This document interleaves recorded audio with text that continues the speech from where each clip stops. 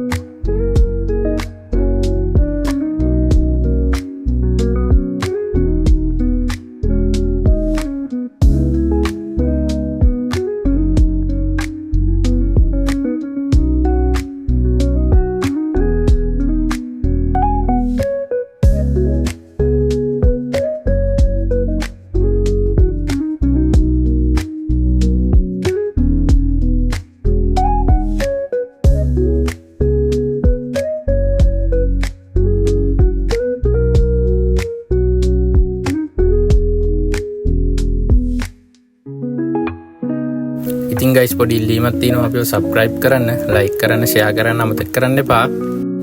තවත් මේ වගේ වීඩියෝ එකකින් හම්බෙමු. ගිහින් එන්නම්. bye.